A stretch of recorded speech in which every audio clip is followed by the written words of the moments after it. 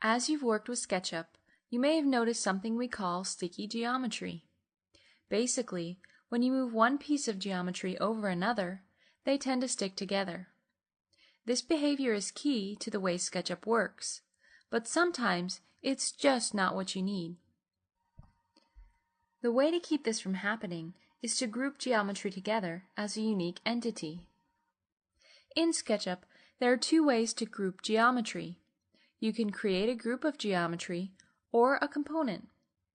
In many ways, the two look very similar, so let's take a moment and examine the differences. For this example, I'll select all the geometry of the group. Go to the Edit menu and make a group. Now, all that geometry moves and behaves as one. We'll do the same for the component geometry. Select it and make it a component by clicking on the component icon in the toolbar. Don't worry about the options in the dialog box, we'll cover those later. At first, the two, the group and component, seem the same, showing a larger bounding box indicating this is a unique entity that acts as such. The primary difference comes when you make one or several copies of the object.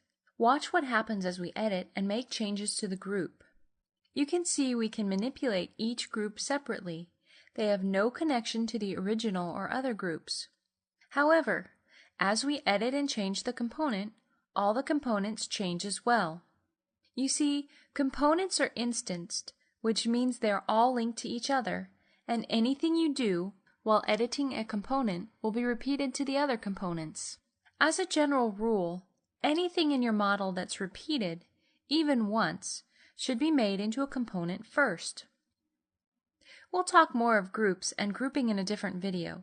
Now, let's look at some of the ways to work with components. When you create a component, you cannot push, pull, move edges, or otherwise manipulate the geometry inside the component. You can only move, rotate, or scale the geometry as a whole. To change geometry inside the component, you must edit the component. Right or context click on the component, choose Edit Component, and you can then make changes as needed. Right or context click outside the component and choose Close Component when finished. Another way to open and close components for editing is with the Select tool. Double-click on the component with the Select tool to start editing. Click once outside the component with the Select tool to close. You can see when you are editing a component by observing the bounding box. It is solid and highlighted when the component is picked, but becomes a dotted bounding box when you are editing. Any components you create are stored in the component library. Access this library through the Window menu. When you open the component library, you can see other components we've created for your use. To see components you've created or added to the model, click on this house icon. Right now this shows our one component. Look through some of the categories to find other components to add to the model.